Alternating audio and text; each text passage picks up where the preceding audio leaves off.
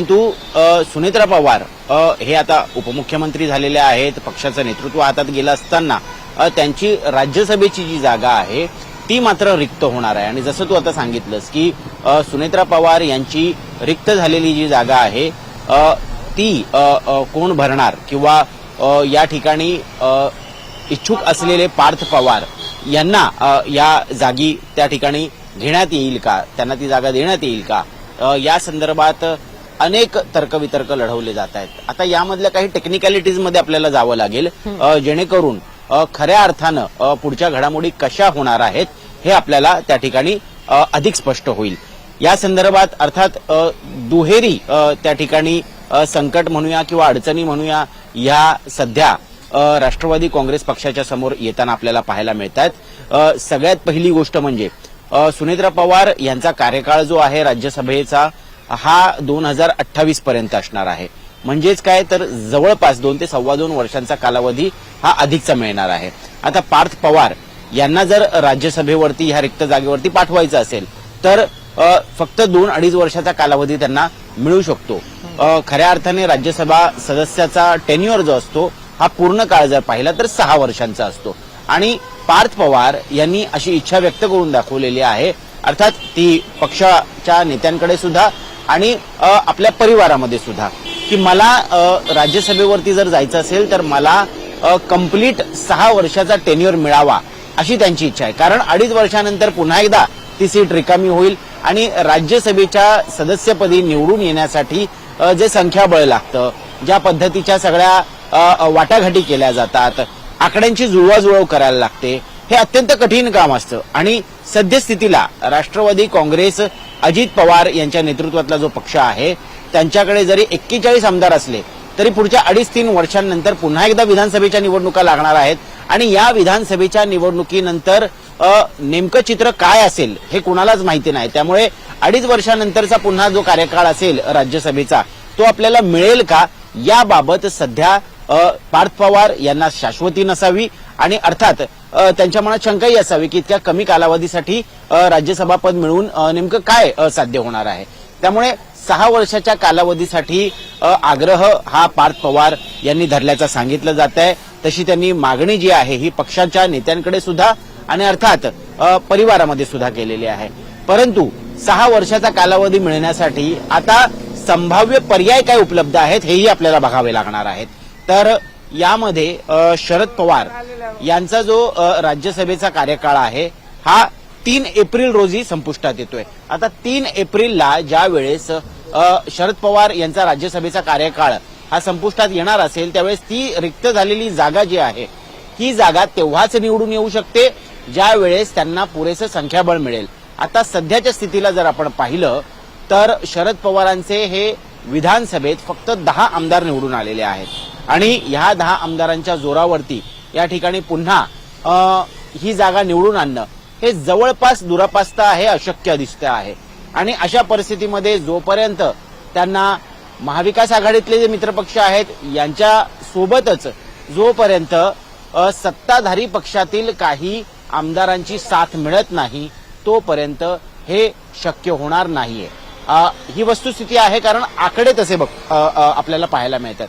आता आकड्यांचं गणित जर आपण पाहिलं तर त्याआधी सगळ्यात पहिलं आपण हे समजून घेऊया की रिक्त होणाऱ्या जागा पुढच्या महिन्यात, 1.5 महिन्या, 2 महिन्यामध्ये कुठल्या कुठल्या आहेत। तर यामध्ये जवळपास 7 नावं समोर येत आहेत। यामध्ये राष्ट्रवादी काँग्रेस शरद पवार गटाची 2 नावं आहेत, यामध्ये स्वतः शरद पवार आहेत आणि फौजिया खान या सुद्धा एक सिनियर राज्यसभेच्या सदस्य आणि नेत्या आहेत शरद पवार गटाच्या।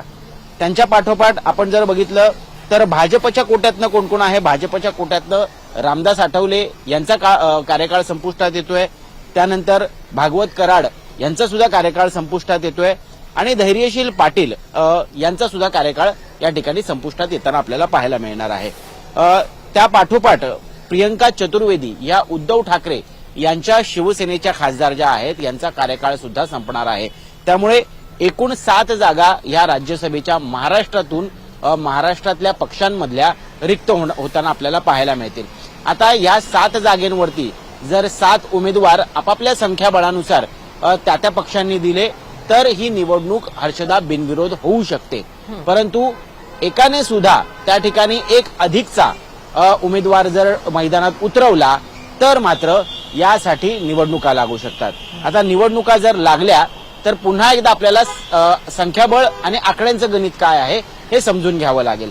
प्रामुख्याने एकूण वैध मतं जी असतात याला एकूण जागा किती आहेत +1 यांनी विभागलं जातं आणि त्याच्यामध्ये आणखीन एक सदस्य ऍड केल्यानंतर म्हणजे एक आकडा ऍड केल्यानंतर जो आकडा समोर येतो तो आकडा तेवढा कोटा ठरतो आणि तो जो कोटा असतो तेवढ्या कोट्याची मतं किंबहुना त्याहीपेक्षा 1-2 मतं जास्त जोपर्यंत त्या उमेदवाराला मिळत नाही तोपर्यंत हा उमेदवार जो आहे हा राज्यसभेसाठी निवडून जाऊ शकत नाही.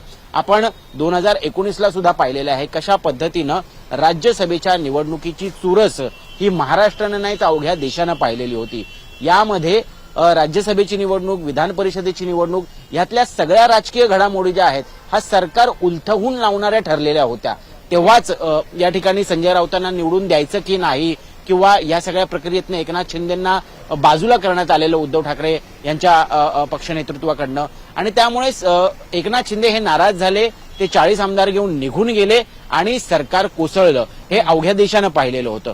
त्यामुळे ही निवडणूक ही आत्ताच्या घडीला किती महत्वाची आहे मला वाटतं याचा अंदाज प्रेक्षकांना सुद्धा त्या ठिकाणी असेल आणि अर्थात आपण कव्हर केलेला आहे. तू सुद्धा त्यावेळेस विधान भवनात होतीस, तुला आठवत असेल हर्षदा किती अटीतटीची लढाई झालेली, किती प्रतिष्ठेची ती लढाई झालेली होती. आणि आता जर मैदानात शरद पवार यांच्यासारखे दिग्गज असणार आहेत तर मात्र आता पुढचं गणित कसं असणार आहे हे पाहणं अत्यंत महत्वाचं ठरणार आहे. यावर अनेक गणितं अवलंबून असणार आहेत. आता शरद पवारांची जी जागा रिक्त होणार आहे खरं तर या जागेवरती पार्थ पवार यांचा डोळा असल्याचं सांगितलं जातं. पार्थ पवार यांना जर 6 वर्षांची कंप्लीट टर्म हवी असेल तर शरद पवारांच्या रिक्त जागेवरती निवडणूक लढण्यास पार्थ पवार इच्छुक आहे असं आपल्याला सूत्रांकडनं कळतंय. आणि जर पार्थ पवार या जागेवरती निवडणूक लढले तर त्यांच्याकडे पुरेसं संख्याबळ सुद्धा आहे. 36चा कोटा सध्या आपल्याला पाहायला मिळतोय. 288 एकूण विधानसभेची आमदारांची संख्या आहे. त्याला जर 7+1 नी भागलं 8 नी भागलं तर अर्थात 36 असा कोटा येतो आणि 36 प्लस अधिकची 4-5 मतं जी आहेत ही पार्थ पवार यांच्याकडे आहेत. त्यामुळे ते फार कम्फर्टेबली या जागेवरती निवडून जाऊ शकतात जर निवडणूक झाली तर. आणि मला वाटतं हेच गणित डोक्यात ठेवून पार्थ पवार यांनी राज्यसभेच्या शरद पवार यांच्या 3 एप्रिलला रिक्त होणाऱ्या जागेवरती त्या ठिकाणी दावा ठोकलेला आहे. आता या संदर्भात पक्षामधून जरी कुठेतरी एक पूरक वातावरण दिसत असलं तरी प्रामुख्यानं आपल्या परिवारामध्ये सुद्धा या संदर्भात बोललं पाहिजे अशी परिस्थिती सध्या तरी आहे. कारण अख्खा परिवार जो आहे हा शोकाकुल आहे. आणि मला वाटतं आज विद्याप्रतिष्ठानमध्ये शरद पवार यांच्यासोबत पार्थ पवार आणि जय पवार यांची जी काही बैठक होत आहे ती अजित पवार यांच्या होऊ घातलेल्या स्मारकाबाबत तर आहेच, म्हणजे त्यात काही वादच नाहीये.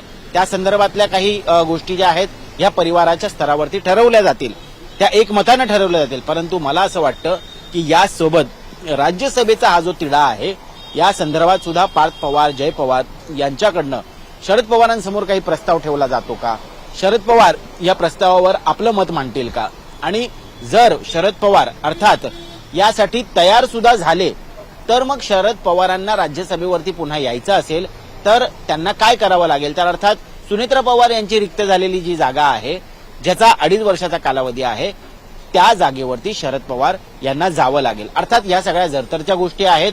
या संदर्भात परिवाराच्या पातळीवरती काय निर्णय होतोय याकडे आपलं लक्ष लागून राहणार आहे. परंतु त्याचबरोबर पार्थ पवार यांनी केलेला दावा जो आहे याने आणखीन राजकीय किती गणितं बदलणार आहेत किंवा किती घडामोडी बदलणार आहेत हे सुद्धा आपल्याला बघावं लागेल.